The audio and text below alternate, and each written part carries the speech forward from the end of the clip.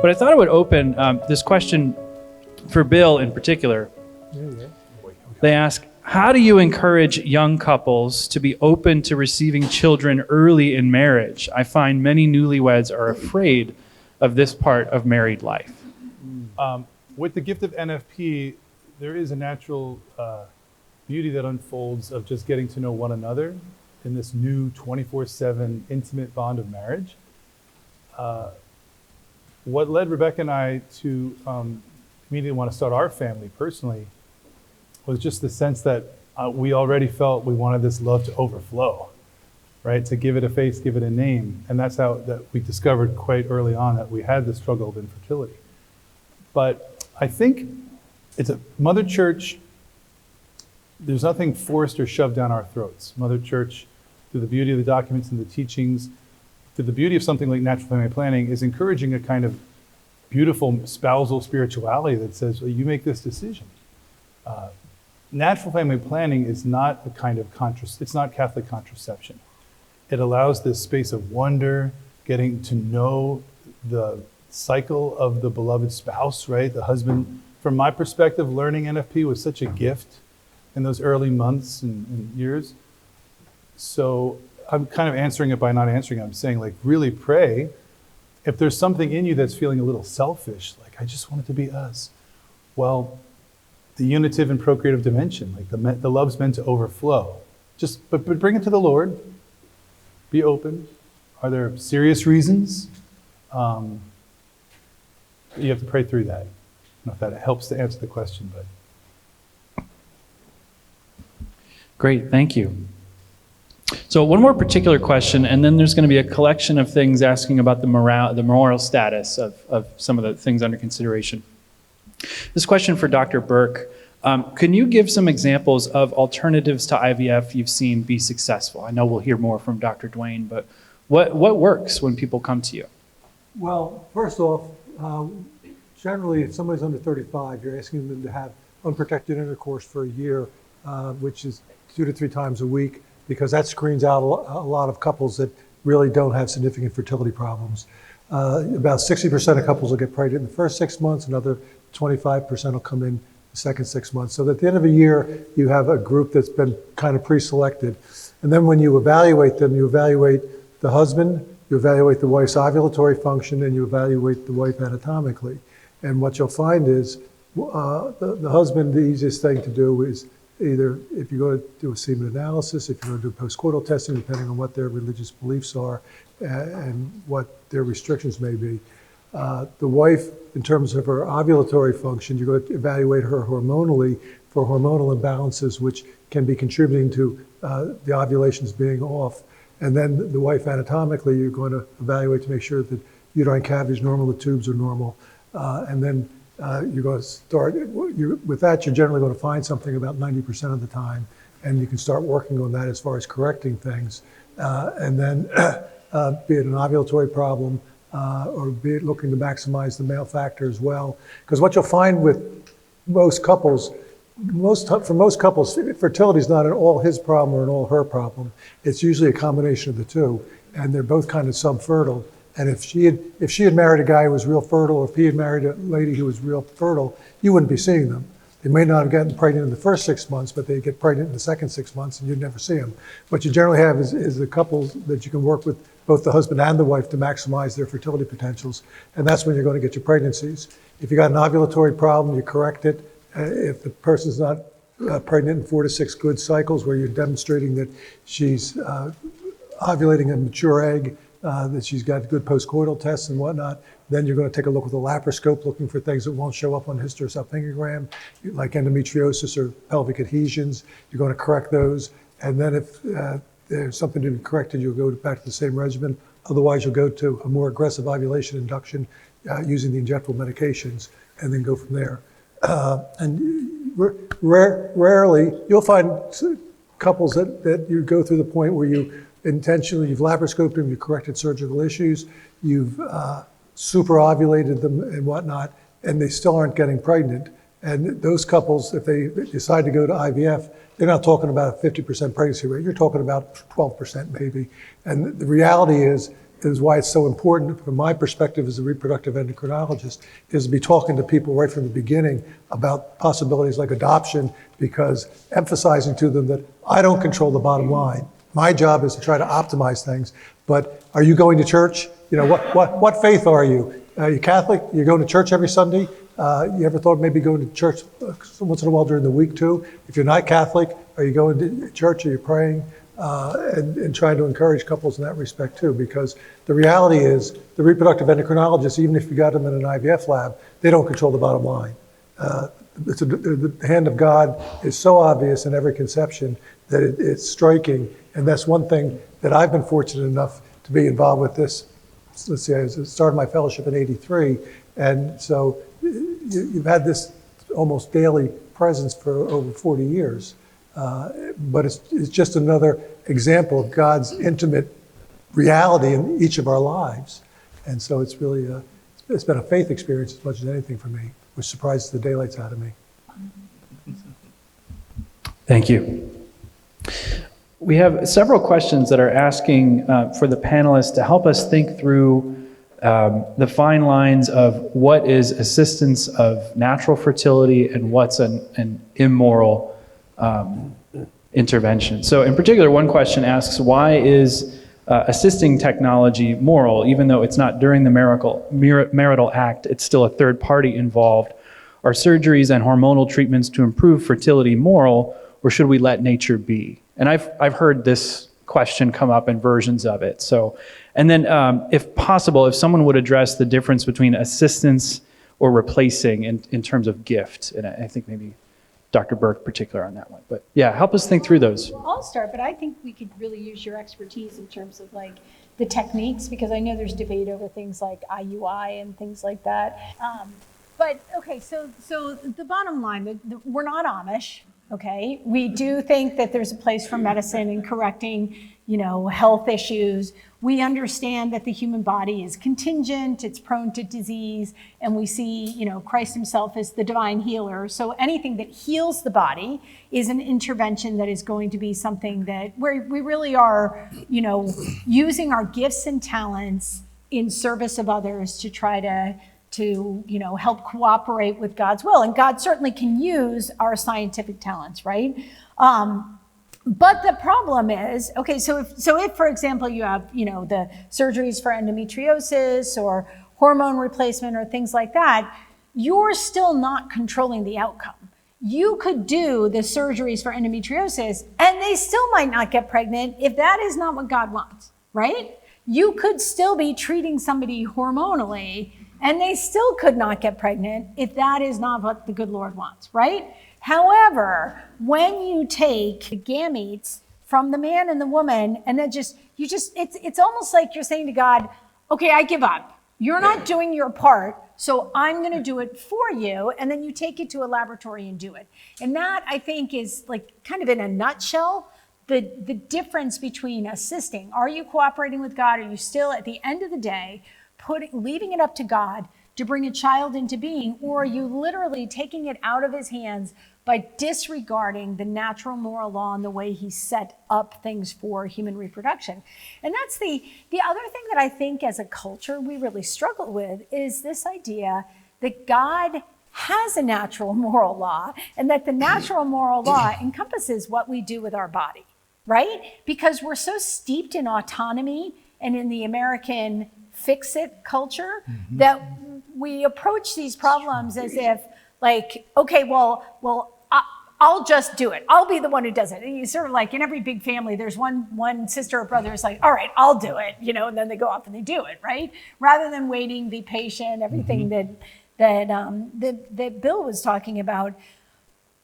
But that's disregarding God's vision for what it means to be a human being, because that's where this issue fundamentally comes down to. What is it to be a human being? How do you come into being? What is your relationship with other people? And we've really lost a sense of sort of obedience to God's plan for humanity and for creation. We do not have that as a culture. We kind of regard him as the benevolent guy in the sky who's like the sugar daddy who cooperates with our plans, right? And facilitates things after we tell him what he should do. And you have to really reorient yourself and think that through. So I don't know, feel like I talked around that question. I think we're done. That was an excellent answer. But I mean, do you want to explain like specific interventions that could be moral or immoral? I mean, we talked about IVF. As a general rule of thumb, I've always used outside of the body fertilization is an issue, is a problem. Questions that you have, I understand that gift, which is when you take the sperm and the eggs, put them in a catheter, don't let them fertilize, keep an air bubble between them, and then laparoscope the person and thread the catheter in the far end of the fallopian tube and inject the sperm and the eggs where they interact and fertilize in the end of the fallopian tube, so you have the natural reproduction is a gray area. I've never done gift, and nobody's doing gift on a regular basis anymore, only because gift requires having an OR tied up at 7:30 every morning before you release it if you have somebody who needs to have it done. ZIFT, which is taking the fertilized embryos and putting them in, is definitely off bounds, without a doubt. The other issue might be intrauterine insemination and whether or not that's an issue. And again, most of my colleagues do IUIs on everybody because they make anywhere from $450 to $1,000 cash with each one, whether you need it or not. Do I do IUIs? I will do them if I've got everything else worked out and I'm not getting a pregnancy and the person is not getting a good postcoital test for their immediately pre-ovulatory and there's very poor sperm and cervical mucus interaction so that you've got less than 5 swimming sperm per high-powered field, in which case I will tell them that they can collect the specimen by having intercourse and using a condom that they put a hole in the end of it so they're not interdicting the possibility of pregnancy, and then bring it back and I can get this seminal fluid out of the condom, which will be in one of the specimen containers. I can tell you that if somebody takes that to a hospital lab to get a semen analysis run, they laugh at them and throw it in the trash. But you can get a pretty decent specimen most times without using a special condom for it. But it doesn't interdict the possibility of conception with relations because you have a pinhole in it. And then as far as washing the sperm and introducing it into the wife, one of the things that I'll do is, this is something that's timed so that the wife is ovulated, you got a fertilizable tube, which is a fertilizable egg, which is fertilizable for about 18 to 24 hours after you ovulate. It's out in the fallopian tube when you're going to do this, and I'll actually let the husband thread the catheter in and inject the specimen as far as that's concerned, because it helps to keep the continuity of the entire conception there. It's not me who's inseminating her, it's the husband. I pulled a document from the USCCB recently, and they had a footnote about IUI, and I think they were using some NCBC materials. Joe back there is NCBC, but they specifically say, this is a really gray area. So again, and I would think, because even though you're using sperm that is collected during intercourse and the husband is the one introducing it back in, it still is not the marital act, right? And so that I think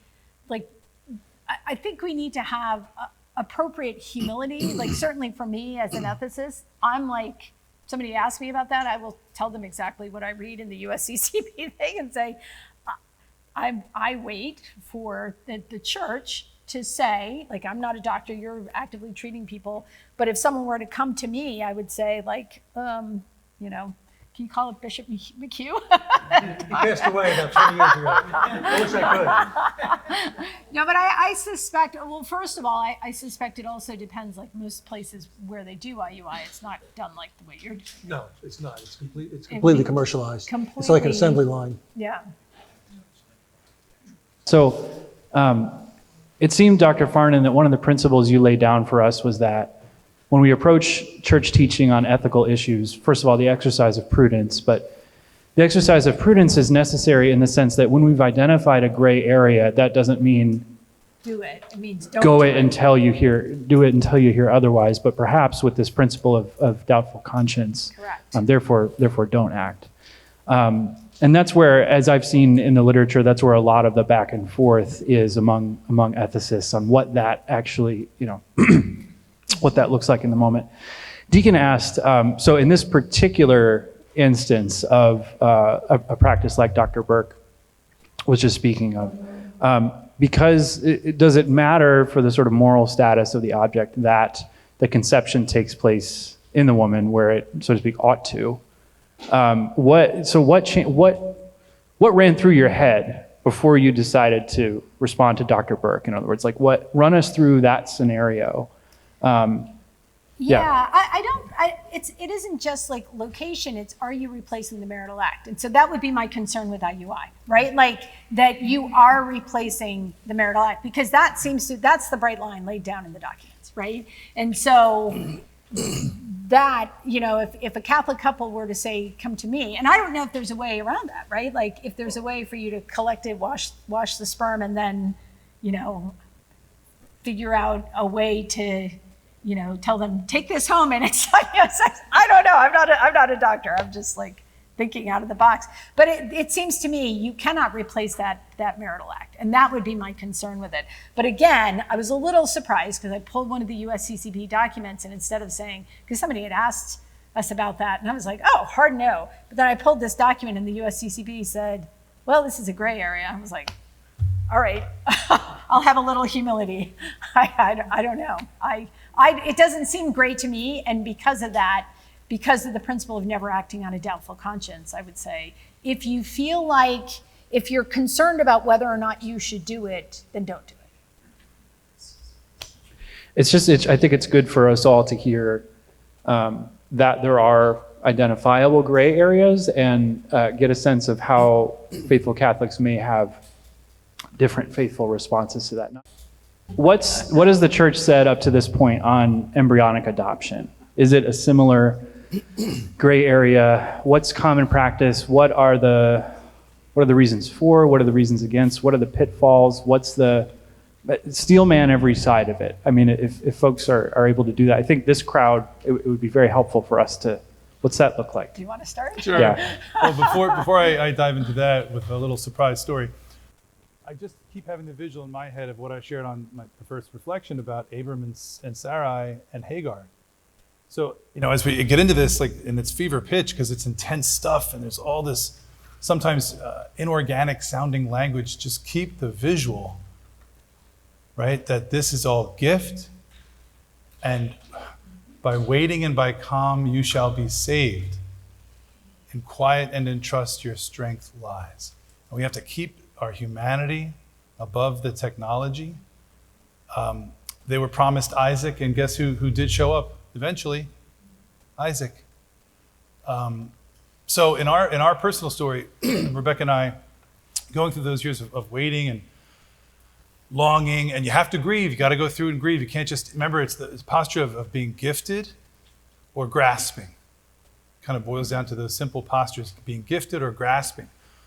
She was listening to a radio interview of Focus on the Family, and Dr. James Dobson, who was interviewing a woman from California who learned about all these frozen embryos, these frozen children, cryopreserved at the time.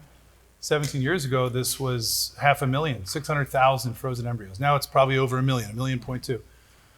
And this woman in California was a Christian, and she told Dr. Dobson, she said, I just felt called by the Lord to adopt at the embryonic level. Can we do this to rescue these children? The act has been done, right? The child has been conceived. Now, the way to get there, we would say, is objectively, intrinsically wrong. Mm-hmm. But life is good. Amen? Amen. There is a child conceived who has no idea about the way in which they were conceived. And how many of our own conception stories with our own parents weren't perfect, but we exist and life is good. So this woman wanted to create what became Snowflake's Embryo Adoption. And it was a Christian-based organization that wanted to let these clinics and those practitioners of IVF know, like, please stop doing this. We'd like to make an adoption plan at the embryonic level for these children. So, Rebecca hears it. We have a big conversation about it. What is going on here? We start praying into it. We start talking to moral theologians and priests. We talked to Dr. John Haas at the NCBC. We talked to Dr. Janet Smith, a good friend of Teresa's here, and a friend of mine. We're talking and praying through it all.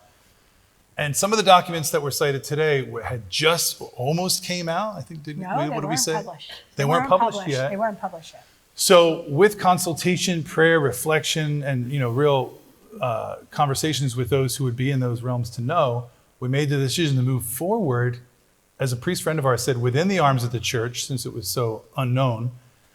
And so Grace, the daughter we lost, was a frozen embryo.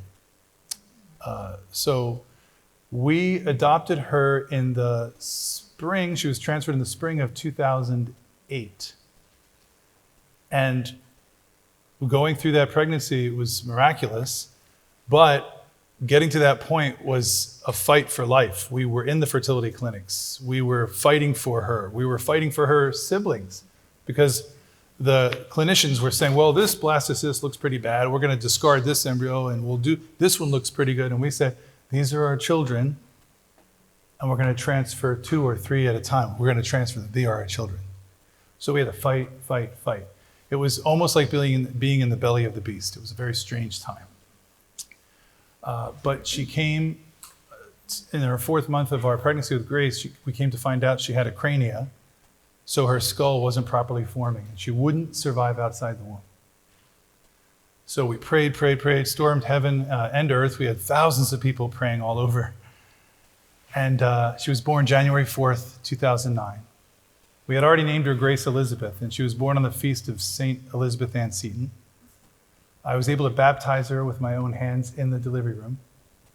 And our entire family came from New York, Maine, New Jersey. We had 60 people in that room all day long, singing Amazing Grace, holding her. She was very broken in many ways, physically, but we called her Braveheart. The nurse would come in and she's still going. We called her our little Braveheart. And right around 6 o'clock that evening, we were at Lankenau across from St. Charles Seminary. And the Angelus bells were ringing, and that's when Gracie passed. It was at that point only Rebecca, myself, and our little 4-month-old Seth. And it literally felt like a holy hour, the last hour of her life when our family dissipated and it was just us. It was beautiful, painful, messy, but that's our unique story. It's not for everybody, but we did try to really pray through and do it in the arms of the church. And that's all I have to say about that.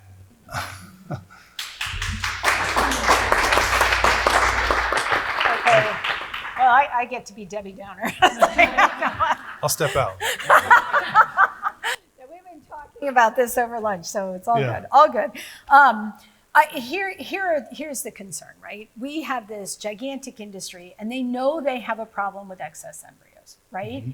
And so they already are pushing for people to do donor adoptions if you want to save money on your egg cycle, or if you're seeking an embryo to implant in a surrogacy. So they're already doing embryo adoptions, right? Snowflake adoptions is kind of unique. So the problem is that in the documents of the church, which were issued after you went through your adoption, so I was looking at the timing. I was like, oh my gosh, it didn't even come out till your daughter was well along her way. Mm-hmm. In these documents, it says this cannot be a treatment for infertile couples. Why? Because then you get into a situation where people are procuring embryos for infertile couples, and then you're ramping up the industry, right? And it quickly becomes something that becomes very exploited. The babies are commodified. They're still rating, grading, disposing of defective embryos. So all of the concerns you would have anyway are still going to be in play. Plus, we're solving this problem for the industry. And so in a way, you're kind of, by stepping into the industry and working with them, you become part of it. You're like, it's a form of, it can be a form of cooperation. I'm not saying that about you, yeah, right? But it can become a form of cooperation with a very evil ongoing project. So I was really struck by the language in this document. It was repeated again by Pope John Paul. It was repeated, it picked up language by Pope John Paul II in Evangelium, one of his audiences on Evangelium Vitae, where he says about the frozen embryos, there is no just solution. Like, this is a huge problem. These are persons. They have rights. We have a duty to care for them. But right now, if you do this embryo adoption, you become part of this industry. Now, I have colleagues who disagree with me. Father Peter Ryan, who used to be the head of the doctrine committee at the USCCB, Melissa Moschello is a philosopher at Notre Dame, who see this instead as a radically pro-life thing to do. And they say prenatal adoption is no different from any other adoption. But the problem I have with that is that we're still cooperating with the industry. I would think probably the ethical solution is that prenatal adoption could be back on the table for us as Catholics if the IVF industry goes away. And then we simply have the problem, how do we deal with these young frozen babies? But even then, we still can't rescue all of them because there's 1.2 million in the United States alone. And you can't say, if you say that we have a duty to, or these embryos deserve to be rescued, what does that mean? Does that mean every woman has a duty to do an embryo adoption? Right? Like, so from an ethical perspective, and I don't mean that as a joke, I mean that quite seriously. Like, if we're gonna say like, oh no, these are babies in need of distress, does that mean any woman who has a functioning womb of childbearing age should be adopting frozen embryos? I don't think anyone would say that, even a proponent of embryo adoption. So again, this comes down to the doubtful conscience, right? If it's not clear that you should do it, then you should not do it, right? And it would be interesting to see if you had the same conversations with Dr. Haas. I know what Janet Smith would say. She would still say, go for it, because she would say, this is a pro-life issue. But it would be interesting to see how Dr. Haas would have nuanced it if this was after the instruction was issued. And so, I don't know. Thank you. Bill, thank you for sharing. It's a lot, isn't it? I feel like we should shake hands. Yes. Hug it out. All good, all Hug it good. I think it's safe to say these kinds of sober, sane, cordial, collegial, faithful conversations are very rare in the church. So first of all, just thank you for that. Round of applause to everyone. Thank you.